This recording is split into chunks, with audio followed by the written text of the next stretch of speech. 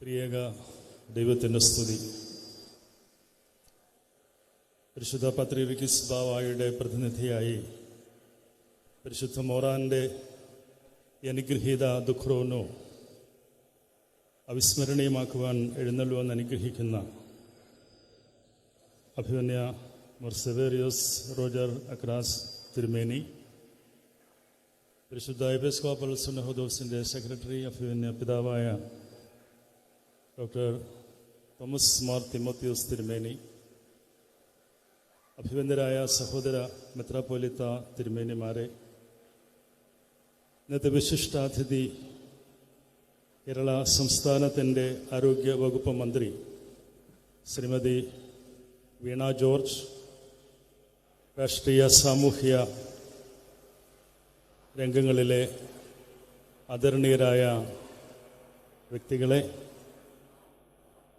വന്യ കോറപ്പിസ്കോപ്പാച്ചന്മാരെ, സഭയുടെ വൈദിക ട്രസ്റ്റി റോയ് ജോർജ് അച്ഛൻ, സഭാഭാരവാഹികളെ,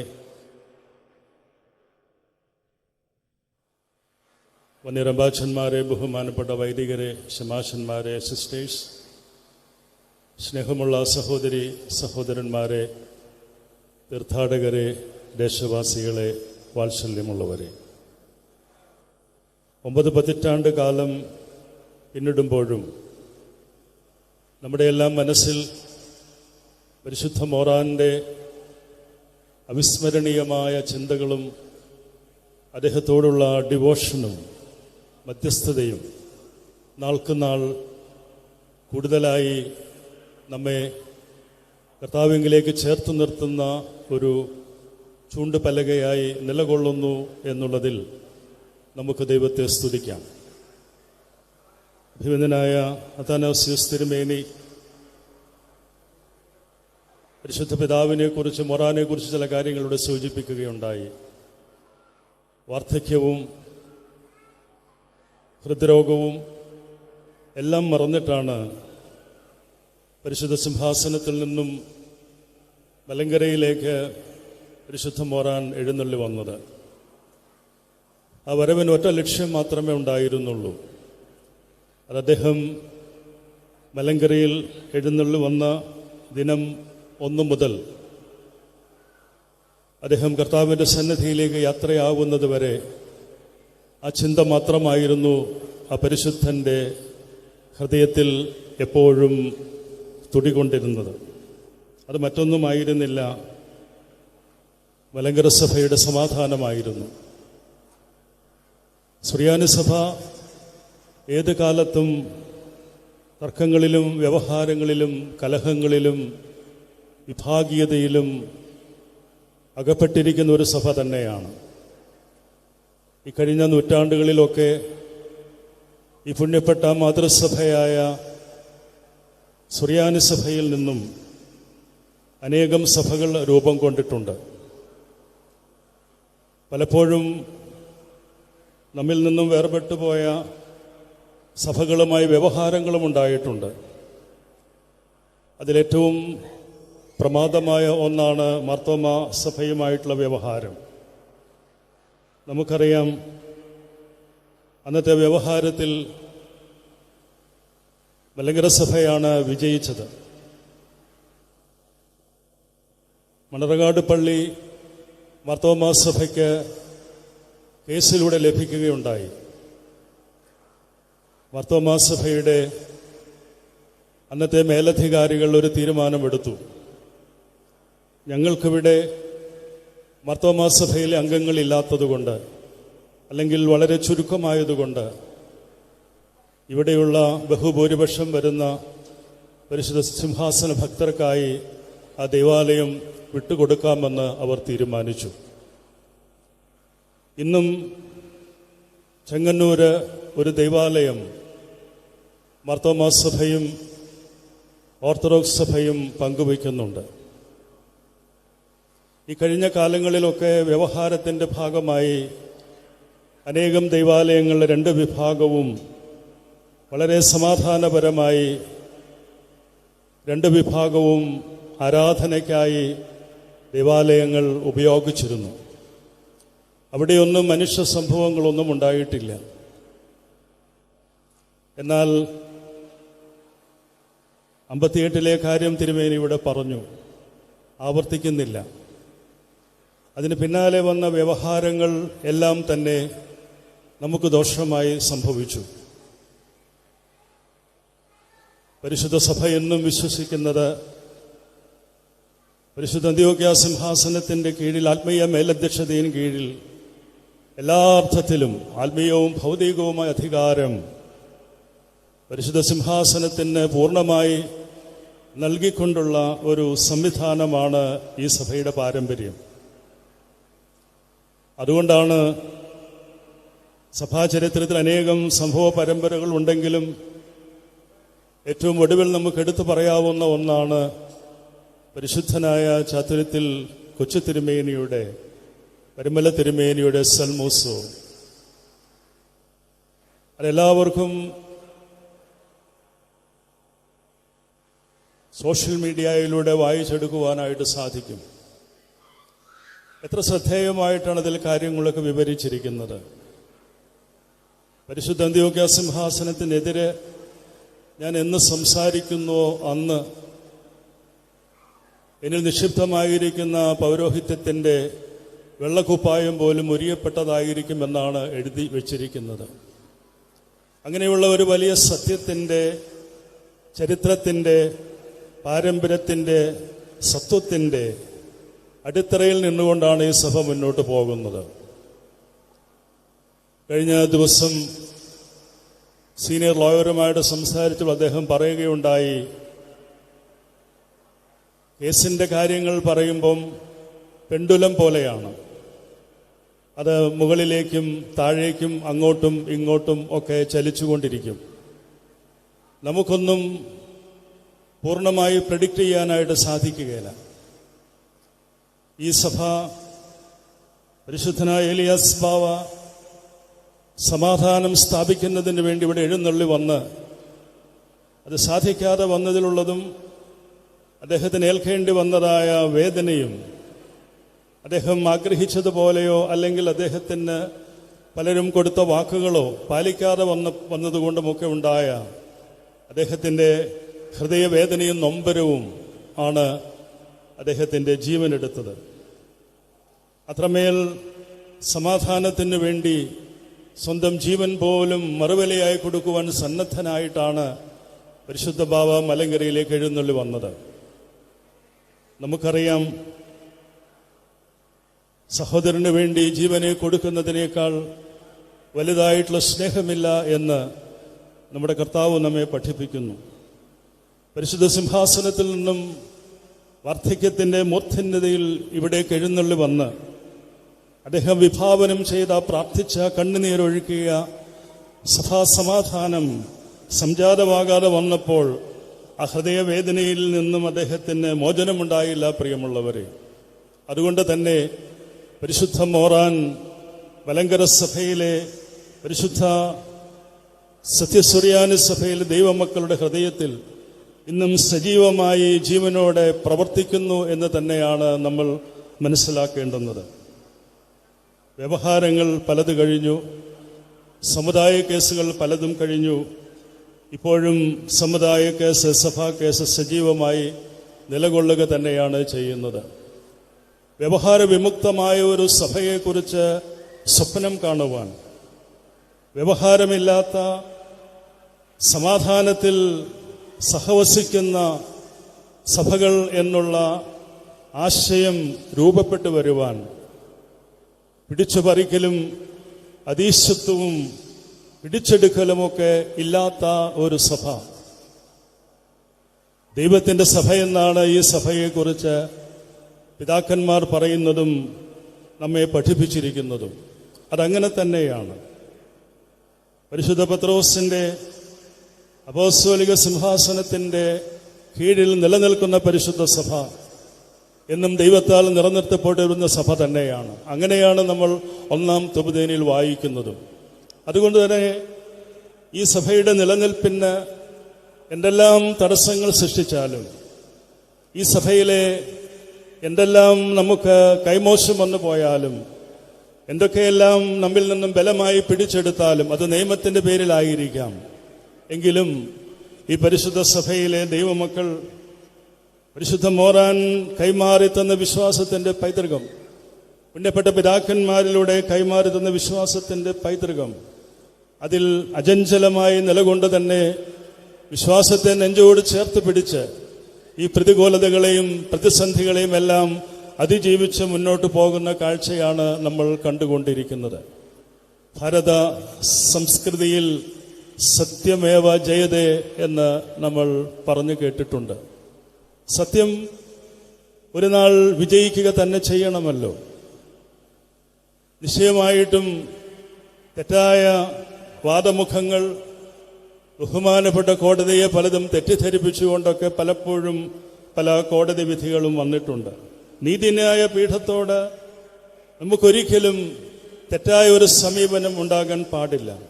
അത് ഭാരതത്തിൻ്റെ അത്യുന്നത നീതിപീഠമാണ്. എന്നാൽ അനീതിപരമായ, നീതി നിഷേധിക്കപ്പെടുന്ന വിധികൾ ഏത് കാലത്തും ചോദ്യം ചെയ്യപ്പെട്ടിട്ടുണ്ട്. അത് ഈ പരിശുദ്ധ സഭയുടെ ചരിത്രത്തിൽ പ്രത്യേകിച്ചും 2017 കോടതി വിധിക്ക് ശേഷം യാക്കോബായ സുറിയാനി സഭയ്ക്ക് നിഷേധിക്കപ്പെട്ട നീതി ഉറക്കെ സമൂഹത്തോട് വിളിച്ചു പറഞ്ഞ ഒരു സഭയാണ് നമ്മുടെ സഭ. ആ ശബ്ദം കേൾക്കുവാൻ ഈ സഭയ്ക്ക്, ഈ മാതൃസഭയ്ക്ക് നീതി നിഷേധിക്കപ്പെട്ടിട്ടുണ്ട് എന്ന് ബോധ്യപ്പെടുവാൻ ഇവിടെയുള്ള പൊതുസമൂഹം, ഇവിടെ ഇതര സഭകൾ, ഇവിടെയുള്ള ഗവൺമെന്റ്, രാഷ്ട്രീയ പാർട്ടികൾ, അവർക്കെല്ലാവർക്കും ഒരു ബോധ്യം വന്നിട്ടുള്ള ഒരു കാര്യവും കൂടിയാണ്. ജനാധിപത്യ സംസ്കൃതിയിൽ വിശ്വസിക്കുന്ന ഒരു സഭ, ക്രിസ്തീയ മൂല്യങ്ങൾക്ക് എപ്പോഴും പ്രാധാന്യം കൊടുക്കേണ്ടുന്നതായ സഭകൾ, ക്രിസ്തീയ മൂല്യങ്ങൾക്കപ്പുറമായി നിയമവ്യവസ്ഥയ്ക്ക് വേണ്ടി മാത്രം നിലകൊള്ളുമ്പോൾ അവിടെ തമസ്കരിക്കപ്പെടുന്ന സത്യം, അവിടെ നിഷേധിക്കപ്പെടുന്ന നീതി, അവിടെ ഉടമസ്ഥന്റെ അവകാശങ്ങൾ, ആരാധിക്കുന്നവന്റെ അവകാശങ്ങൾ നിഷേധിക്കപ്പെടുമ്പോൾ ഉണ്ടാകുന്നതായ വേദന അത് വലുത് തന്നെയാണ്. സഭയ്ക്ക് ഏത് കാലത്തും പ്രതിസന്ധി ഉണ്ടായിട്ടുണ്ട്. കഴിഞ്ഞ 50 വർഷക്കാലം ഒരു മെത്രാപ്പോലിത്തയായും ഒരു കാതോലിക്ക ബാവായായും തോമസ് പ്രഥമൻ ബാവ നയിച്ച അതിശ്രദ്ധേയമായിട്ടുള്ള പോരാട്ടം, അത് പരിശുദ്ധ മോറാന്റെ ഖബറിൽ നിന്ന് നമുക്ക് ലഭിക്കുന്ന ആ ഉണർവിൻ്റെയും വിശ്വാസസ്ഥൈര്യത്തിൻ്റെയും ബലത്തിലാണ് നമ്മൾ മുന്നോട്ട് പോകുന്നത്. ആലുവായിലെ വലിയ തിരുമേനിയുടെ ദൈർഘ്യകാലത്തെ ഈ പരിശുദ്ധ സഭയിലെ അജപാലന ദൗത്യം എന്ന് പറയുന്നത് കണ്ണുനീരും പ്രാർത്ഥനയിലും മാത്രമായിരുന്നു. പക്ഷെ ഒരു കാലത്തും ദൈവം ഈ സഭയെ കൈവിട്ടിരുന്നില്ല. പലപ്പോഴും ദൈവാലയത്തിന് അടിച്ചിറക്കപ്പെടുമ്പോൾ ഇടനെഞ്ചു പൊട്ടി കണ്ണുനീരൊഴുക്കി തെരുവിൽ ആരാധന നടത്തുമ്പോൾ പലരും വിചാരിച്ചു ഇതോടെ യാക്കോബായ സഭ അവസാനിച്ചു എന്ന്. ഒരിക്കലും യാക്കോബായ സഭ അവസാനിക്കുകയില്ല. ഇത് ദൈവം നിലനിർത്തുന്ന സഭയാണ് എന്നുണ്ടെങ്കിൽ എന്തെല്ലാം നഷ്ടപ്പെട്ടാലും, എന്തെല്ലാം ത്യജിക്കേണ്ടി വന്നാലും, മൃതരുടെ മൃതശരീരം പോലും സംസ്കരിക്കുവാൻ തടസ്സം നിന്നപ്പോഴും അവകാശപ്പെട്ട ഇടങ്ങളിൽ അതിന് നിഷേധാത്മകമായ സമീപനമുണ്ടായപ്പോഴും അവിടെയൊന്നും പതറിയില്ല ഈ ജനം എന്നുള്ളത് തന്നെയാണ് യാക്കോബായ സുറിയാനി സഭയുടെ മഹത്വം എന്ന് പറയുന്നത്.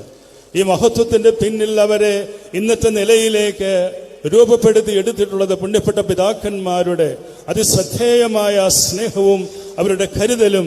അവർ ഈ മണ്ണിൽ വന്ന് ഇവിടെ മരിച്ചു വീണ് അവരുടെ ജീവിതം കൊണ്ട് ഈ സഭയെ പണിത് ഇന്നത്തെ സഭാജനങ്ങളുടെ ഹൃദയത്തിൽ ഈ പിതാക്കന്മാർ ജീവിച്ചിരിക്കുന്നു, ഇന്നും സജീവമായി നിലകൊള്ളുന്നു എന്നുള്ളത് കൊണ്ട് തന്നെയാണ് പ്രിയമുള്ളവരെ നമുക്ക് അഭിമാനിക്കാം.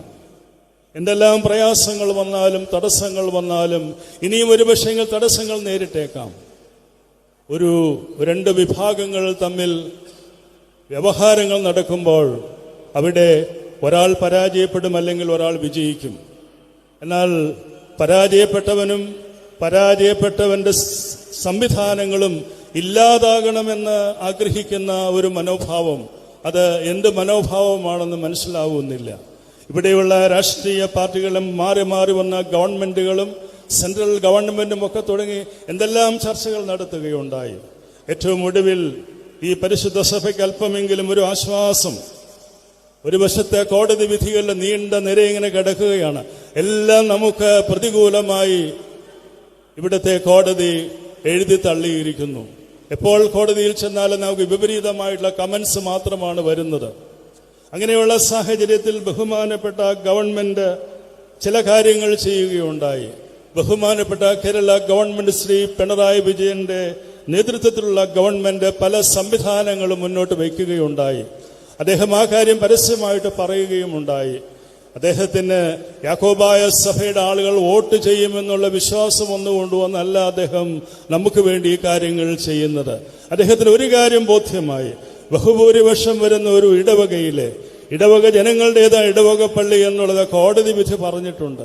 അവരെ മുഴുവനും ഇറക്കിവിട്ട് ഏതാനും കുടുംബങ്ങൾക്ക് വേണ്ടി ആ ദൈവാലയം കൈമാറുന്ന പ്രക്രിയ ചെയ്തു തീർക്കേണ്ടുന്നത് പോലീസാണ് എന്നുള്ളതായ ഒരു സ്ഥിതിഗതി വന്നപ്പോൾ എത്രയോ ദൈവാലയങ്ങളിൽ നിന്നുമാണ് അതിക്രൂരമായും മൃഗീയമായും നമുക്ക് അവകാശപ്പെട്ട ഇടങ്ങളിൽ നമ്മളെല്ലാം അടിച്ചു പുറത്താക്കപ്പെട്ടത്. പറവം പള്ളിയും മുളന്തുരുത്തി പള്ളിയും ചില്ലറ ഉദാഹരണങ്ങൾ തന്നെ. കട്ടച്ചിറ പള്ളിയിൽ അടക്കം നടന്നതായ കാര്യങ്ങൾ നമുക്കെല്ലാവർക്കും അറിവുള്ളത്. നമ്മളെല്ലാം മറക്കാൻ ശ്രമിക്കുകയാണ്. ആരോടും വിരോധമോ വൈരാഗ്യമോ ഒന്നുമില്ല. സ്നേഹത്തോടെ സഹവസിക്കുവാനുള്ള ആഹ്വാനം എന്തേ നമ്മുടെ സഹോദരങ്ങൾക്ക് ബോധ്യപ്പെടുന്നില്ല? നിശ്ചയമായിട്ടും നിയമവശത്തൂടെ അവർ മുന്നോട്ട് പോകുമ്പോൾ നമുക്ക് നിഷേധിക്കപ്പെട്ട നീതി അത് കോടതിയെ ബോധ്യപ്പെടുന്ന ഒരു പരിധി വരെയെങ്കിലും നമുക്ക് വിജയം വരിക്കുവാൻ സാധിച്ചിട്ടുണ്ട്. നമുക്ക് സത്യം മാത്രം പറയേണ്ട ആവശ്യമേ ഉള്ളൂ. നമ്മളാരും പുതിയ ചരിത്രമൊന്നും ഉണ്ടാക്കിയിട്ടില്ല. നമ്മുടെ ഓരോ ദൈവാലയങ്ങൾക്കും അതിൻ്റെതായ ഒരു ചരിത്രമുണ്ട്. നമ്മുടെ ഓരോ ദൈവാലയങ്ങൾക്കും അതിൻ്റെതായ ഒരു സ്ഥാപന ഉദ്ദേശമുണ്ട്. നമ്മുടെ ഓരോ ദൈവാലയങ്ങൾക്കും അതിൻ്റെതായ ഡോക്യുമെന്റ്സ് ഉണ്ട്. അതെല്ലാം കൃത്യമായ കാര്യങ്ങൾ വിവരിക്കുന്നുമുണ്ട്. പ്രിയമുള്ളവരെ, ഞാൻ ദീർഘിപ്പിക്കുന്നില്ല.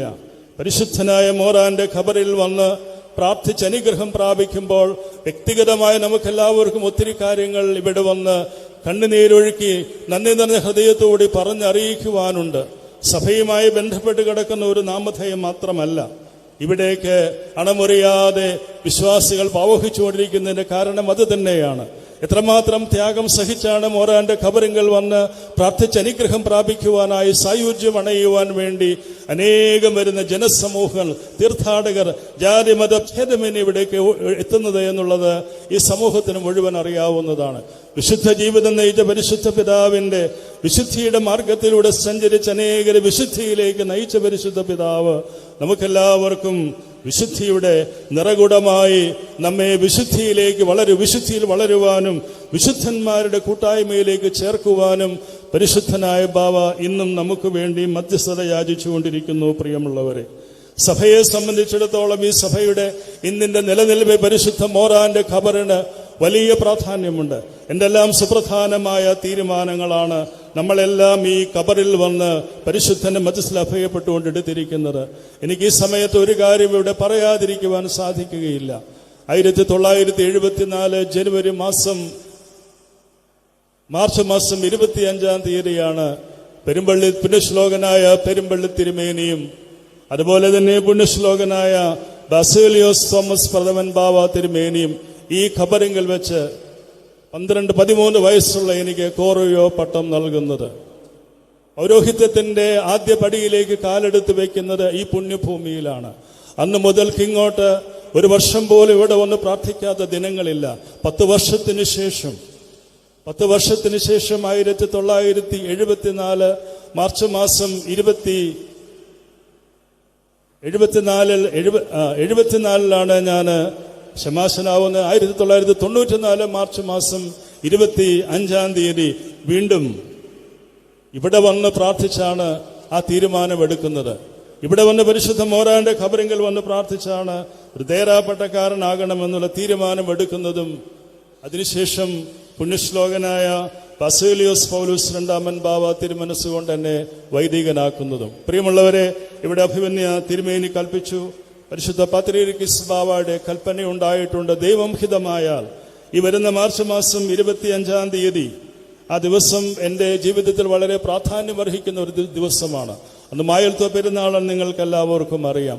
പരിശുദ്ധ ബാവ തിരുമേനി, പരിശുദ്ധ ഇഗ്നാത്യൂസ് പ്രേം രണ്ടാമൻ ബാവ തിരുമേനി ഞാൻ പറഞ്ഞിട്ടല്ല ആ ദിവസം ക്രമീകരിച്ചത്. ജനുവരി മാസമോ ഫെബ്രുവരി മാസമോ നടക്കണമെന്ന് പലരും അദ്ദേഹത്തെ നിർബന്ധിച്ചുവെങ്കിൽ കൂടിയും പരിശുദ്ധ ബാവ തിരുമേനി നിശ്ചയിച്ച ഒരു ദിവസമാണ് മാർച്ച് മാസം 25-ാം തീയതി എന്നുള്ളത്. എൻ്റെ പൗരോഹിത്യ ജീവിതത്തിലെ ആദ്യപടി ഈ പുണ്യഭൂമിയിൽ വെച്ച് ഒരു മാർച്ച് മാസം 25-ാം തീയതി ആയിരുന്നുവെങ്കിൽ പരിശുദ്ധന്റെ 93ാമത് ദുഃഖറോനോ പെരുന്നാളിൽ ഈ പരിശുദ്ധന്റെ ഖബറിങ്കിൽ വെച്ച് അങ്ങനെ ഒരു പ്രഖ്യാപനം ഇവിടെ വെച്ച് നടത്തി എന്നുള്ളതും ഒരു ദൈവനിയോഗമായിട്ട് ഞാൻ കാണുന്നു. നിശ്ചയമായിട്ട് പരിശുദ്ധന്റെ മധ്യസ്ഥയിൽ അഭയപ്പെട്ടുകൊണ്ട് പ്രാർത്ഥിക്കുന്നു. നമുക്ക് ദൈവസന്നിധിയിൽ വിനയത്തോടുകൂടി പ്രാർത്ഥിക്കാം. ആശ്വാസകരമായ ഒരു സാഹചര്യം നമുക്കുണ്ടായിട്ടുണ്ട്. ആ ആശ്വാസം തുടർന്നും ഉണ്ടാകുവാൻ വേണ്ടിയിട്ട് നീതിബോധമുള്ള ന്യായാധിപന്മാർ നമ്മുടെ കേസുകൾ കേൾക്കുന്നുണ്ട്. നീതിയുക്തമായിട്ട് കാര്യങ്ങൾ പരിഗണിക്കുവാൻ നമ്മളെല്ലാവരും പ്രാർത്ഥിക്കണം. സഭയ്ക്ക് ചെയ്യാവുന്ന കാര്യങ്ങളെല്ലാം സഭ ചെയ്യുന്നുണ്ട്.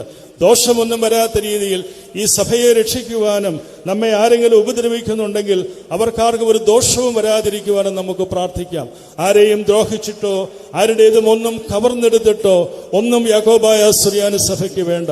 സഭയ്ക്ക് അവകാശപ്പെട്ടതും സഭയുടെ ദൈവമക്കൾ കഷ്ടപ്പെട്ട് ത്യാഗം സഹിച്ച് പടുത്തുയർത്തിയതുമായ ദൈവാലയങ്ങളും അവരുടെ സ്വന്തമായ കുഴിമാടങ്ങളുമാണ് അവർ ആവശ്യപ്പെടുന്നത്. സഭയുടെ പൊതുവായ സ്വത്തോ ഒന്നും തന്നെയല്ലല്ലോ. ഇനിയും ഈ സഭയെ കൂടുതലായിട്ട് പീഡനങ്ങളിലേക്ക് വലിച്ചിഴയ്ക്കാതെ സാഹചര്യം മാറി, ലോകം മാറി, ലോകക്രമങ്ങൾ മാറി, കാലാവസ്ഥ മാറി, മനുഷ്യർ മാറി, സംവിധാനങ്ങളൊക്കെ മാറിയിട്ടുണ്ട്. ആ ഇടുങ്ങിയ മനസ്ഥിതി ഇനിയും മാറാതിരിക്കുന്നതായ ആ മനോഭാവത്തിന് മാറ്റമുണ്ടാകുവാൻ വേണ്ടിയിട്ട് നമുക്ക് പ്രാർത്ഥിക്കാം. ശാശ്വതമായ സമാധാനം, നമ്മുടെ അസ്തിത്വം നിലനിർത്തിക്കൊണ്ട് തന്നെ ശാശ്വതമായ സമാധാനം സഭയിൽ സംജാതമാകുന്നതിന് വേണ്ടിയിട്ടുള്ളതായ ഈ വരും കാലങ്ങളിൽ അത് നടപ്പാവട്ടെ എന്ന് നമുക്ക് പ്രാർത്ഥിക്കാം. പരിശുദ്ധ അന്ത്യോക്യ സിംഹാസനത്തിന്റെ കീഴിൽ അടിയുറച്ചു നിന്നുകൊണ്ട് ഈ ദൈവാലയങ്ങൾ സംരക്ഷിക്കുമെന്നും ഒരു ദൈവാലയങ്ങൾ പോലും നഷ്ടപ്പെട്ടു പോകാതെ അവസാനം വരെ നമുക്കതിനു വേണ്ടി പോരാടണമെന്നുമുള്ളതായ ചിന്തയിൽ തന്നെയാണ്. നഷ്ടപ്പെട്ടു പോയ ദൈവാലയങ്ങളിൽ അർഹതപ്പെടുക നമുക്ക് തിരികെ ലഭിച്ചേ മതിയാകൂ എന്ന് തന്നെയാണ് ദൈവമക്കൾ ആഗ്രഹിക്കുന്നതിനും അതിനുവേണ്ടിയാണ് പ്രാർത്ഥിക്കുന്നതും. ആ കാര്യങ്ങളെല്ലാം കോടതിയുടെ ശ്രദ്ധയിൽപ്പെടുത്തിയിട്ടുണ്ട്.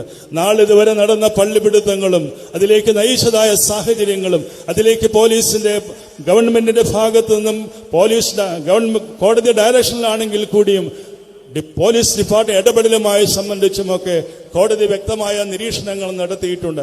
ആരാധിക്കുന്ന ദൈവത്തിന്റെ ജനത്തെ അവിടെ നിന്നും പുറത്താക്കിയിട്ട് മറ്റൊരു സംവിധാനത്തിന് ദേവാലയങ്ങൾ വിട്ടുകൊടുക്കുന്ന രീതി അംഗീകരിക്കുവാൻ സാധിക്കുകയില്ല എന്ന് തന്നെയാണ് ബഹുമാനപ്പെട്ട സുപ്രീം കോടതിക്ക് ബോധ്യപ്പെട്ടിരിക്കുന്നതെന്ന് വേണം നമുക്ക് മനസ്സിലാക്കുവാനായിട്ട് സാധിക്കുന്നത്.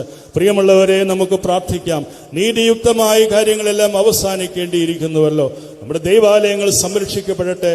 നമ്മുടെ സഭ എന്നും വിജയത്തിന്റെ പാതയിലൂടെ മുന്നോട്ട് പോകട്ടെ. എന്നും പ്രയാസങ്ങളും പ്രശ്നങ്ങളും പ്രതിസന്ധികളും ഒക്കെ തന്നെയാണ് നമുക്കുള്ളത്. ഇനിയുമുള്ള വരും കാലങ്ങളിൽ സമാധാനത്തിന്റെ പരിശുദ്ധനായ മോറാൻ ആഗ്രഹിച്ച ശാശ്വതമായ സമാധാനം ഈ സഭയിൽ സംജാതമാകുവാൻ സ്വർഗത്തിലെ ദൈവം പരിശുദ്ധന്റെ മധ്യസ്ഥതയിലൂടെ ഇടപെടൽ നടത്തട്ടെ എന്ന് നമുക്ക് പ്രാർത്ഥിക്കാം. നിങ്ങളെല്ലാവരും സഭയ്ക്ക് വേണ്ടി പ്രത്യേകം പ്രാർത്ഥിക്കണമേ എന്ന് വിനയത്തോടുകൂടി നിങ്ങളുടെ സ്നേഹത്തെ ഓർമ്മപ്പെടുത്തുന്നു. ഞാൻ എൻ്റെ വാക്കുകളെ ദീർഘിപ്പിക്കുന്നില്ല. ഈ കഴിഞ്ഞ കാലങ്ങളിലെല്ലാം പ്രത്യേകിച്ചും ബഹുമാനപ്പെട്ട ഗവൺമെന്റ് സഭയുടെ കാര്യത്തിൽ ചീഫ് സെക്രട്ടറിയും കളക്ടർമാരും പോലീസ് മേലുദ്യോഗസ്ഥന്മാരുമെല്ലാം കോടതിയിൽ നേരിട്ട് ഹാജരായി വിചാരണ നേരിടുമെന്നുള്ളതായിരുന്നു ഹൈക്കോടതിയുടെ നിർദ്ദേശം. എന്നാൽ ബഹുമാനപ്പെട്ട സുപ്രീം കോടതി അതിന് ഗൗരവമെല്ലാം മനസ്സിലാക്കിയിട്ടുണ്ട്. അതിൻ്റെ ആവശ്യമില്ല എന്ന് പറഞ്ഞു എന്ന് മാത്രമല്ല, ഈ രീതിയെക്കുറിച്ച് കർശനമായ പരാമർശങ്ങളും നടത്തിയിട്ടുണ്ട്. പ്രിയമുള്ളവരെ, ആ സന്ദർഭങ്ങളിലെല്ലാം ബഹുമാനപ്പെട്ട ഗവൺമെന്റ് ശക്തമായ ഇടപെടൽ നടത്തി എന്നുള്ളത് ഈ സമയത്ത് നന്ദിയോടുകൂടി ഓർക്കേണ്ടിയിരിക്കുന്നു. നമുക്ക് ആ സംവിധാനത്തെ ഓർത്ത് പ്രാർത്ഥിക്കാം. ഞാൻ ആദ്യം പറഞ്ഞതുപോലെ ഇവിടെ നീതി നിഷേധിക്കപ്പെട്ട സമൂഹത്തിന് നീതി ഉറപ്പാക്കുന്നതിന് വേണ്ടിയുള്ള ബഹുമാനപ്പെട്ട ഗവൺമെന്റിന്റെ എല്ലാ നടപടികൾക്കും ഇവിടെയുള്ള പ്രതിപക്ഷ നേതാവടക്കമുള്ള എല്ലാവരും അതിന് പൂർണ്ണമായ പിന്തുണയും നൽകിയിട്ടുണ്ട്. പ്രിയമുള്ളവരെ, അങ്ങനെ ഇതെല്ലാം ശാശ്വതമായി പരിഹരിക്കപ്പെടട്ടെ. ബഹുമാനപ്പെട്ട കോടതിയിൽ നിന്നും അതിനുള്ളതായ ശുപാർശകൾ ഗവൺമെന്റിനും നൽകിയിട്ടുണ്ട് എന്നുള്ളതും നമുക്ക് ആശ്വാസം പകരുന്ന ഒന്ന് തന്നെയാണ്. ഞാൻ എൻ്റെ വാക്കുകളെ ഇവിടെ അവസാനിപ്പിക്കട്ടെ. ഈ പുണ്യപ്പെട്ട പെരുന്നാളിൻ്റെ എല്ലാ ക്രമീകരണങ്ങൾക്കും നേതൃത്വം കൊടുക്കുന്ന അഭിമന്യ പിതാവായ അത്താനാസ്യൂസ് ഗീവർഗീസ് തിരുമേനിയുടെ എല്ലാ പരിശ്രമങ്ങളെയും പ്രത്യേകമായിട്ട് അഭിനന്ദിക്കുന്നു. ദേര കമ്മിറ്റിയും അതിന് നേതൃത്വം കൊടുക്കുന്ന ബഹുമാനപ്പെട്ട വന്യ കമാൻഡർ TU കുരുവിള, ദേര സെക്രട്ടറി അടക്കമുള്ള കമ്മിറ്റി മെമ്പേഴ്സിനെയും അവരെല്ലാവരെയും പ്രത്യേകമായിട്ട് അഭിനന്ദിക്കുന്നു. വടക്കൻ മേഖലാ തീർത്ഥയാത്രാ സംഘവും അതുപോലെ തന്നെ സമൂഹത്തിന്റെ തീർത്ഥയാത്രാ സമൂഹവും രണ്ട് സമൂഹവും വളരെ ആത്മാർത്ഥമായി ഇതിന്റെ ക്രമീകരണങ്ങൾക്ക് വേണ്ടി രാപകലില്ലാതെ കഷ്ടപ്പെട്ട് ഓടി നടന്ന് അവരുടെ ശുശ്രൂഷകൾ നിർവഹിക്കുന്നവരോടുള്ള പ്രത്യേകമായ സ്നേഹവും കരുതലും ഈ സമയത്ത് അറിയിക്കുന്നു. നമ്മുടെ തീർത്ഥാടനത്തിന്റെ സ്വഭാവമൊക്കെ മാറിപ്പോയിട്ടുണ്ട്. ഈ മാറിയ സാഹചര്യത്തിൽ തീർത്ഥാടകരുടെ ആഗ്രഹങ്ങൾ അറിഞ്ഞും ബോധ്യപ്പെട്ടും എന്തെങ്കിലും പകരം ക്രമീകരണങ്ങൾ ചെയ്യേണ്ടതുണ്ടോ എന്നുള്ളത് നമ്മൾ ഗൗരവമായിട്ട് ആലോചിക്കേണ്ടിയിരിക്കുന്നു. അഭിമന്യ പിതാവായ ദിയസ്കറോസ് തിരുമേനി സ്റ്റേജിൽ ഇരിപ്പുണ്ട്. അതുപോലെ തന്നെ സമൂഹത്തിന് മെത്രാപ്പോലിത്ത എന്നുള്ള നിലയിൽ ഇപ്പോൾ ഞാനാണ് ചുമതല വഹിക്കുന്നത്. വരും നാളുകൾ മറ്റൊരു മെത്രാപ്പോലിത്ത ചുമതലയിലേക്ക് വരും. രണ്ട് സമിതികളുമായി ഒരുമിച്ചിരുന്ന് ഒരു റീ അറേഞ്ച്മെന്റ് ഇങ്ങനെയുള്ള കാര്യങ്ങൾ ഉണ്ടാകേണ്ടിയിരിക്കുന്നു. ഇത്രയും ദൈർഘ്യമേറിയ ഈ ഒരു ക്രമീകരണങ്ങൾ, പകൽ സമയത്തുള്ള നടത്തം, അതെല്ലാം ഒന്ന് ഒഴിവാക്കിക്കൊണ്ട് കൂടുതലും ആളുകളെ ഏകോപിപ്പിച്ച് കൊണ്ടുവരുന്നതിനുള്ള സാഹചര്യങ്ങളും സാധ്യതകളും ചർച്ചയിലൂടെ ആലോചനകളിലൂടെ കണ്ടെത്തുവാനാണ് പരിശ്രമിക്കുന്നത്. പ്രിയമുള്ളവരെ, ഈ തീർത്ഥാടനം ഈ സഭയെ സംബന്ധിച്ചിടത്തോളം വലിയ ശക്തിയുടെ, വലിയ ഉണർവിന്റെ, വിശ്വാസ പ്രഖ്യാപനത്തിന്റെ ഒരനുഭവം കൂടിയാണല്ലോ. അതുകൊണ്ട് തന്നെ തുടർന്നും ഈ തീർത്ഥാടനം നമ്മുടെ വിശ്വാസ സമൂഹം ഉള്ള ഒരു കാലം തുടരുക തന്നെ ചെയ്യും. ഒരിക്കൽ കൂടി എല്ലാ തീർത്ഥാടകരും ദൈവസന്നിധിയിൽ സമർപ്പിച്ചുകൊണ്ട് പ്രാർത്ഥിക്കുന്നു. നേതൃത്വം കൊടുക്കുന്ന ചെറുതും വലുതുമായിട്ടുള്ള ഓരോ ശുശ്രൂഷകളും ചെയ്യുന്ന എല്ലാവരെയും നന്ദിയോടുകൂടി ഓർക്കുന്നു. സർവശക്തനായ ദൈവത്തിന്റെ കൃപയും അനുഗ്രഹങ്ങളും നിങ്ങളെല്ലാവരോടുകൂടിയും സദാ വർദ്ധിച്ചിരിക്കുമാറാകട്ടെ. ആമേൻ.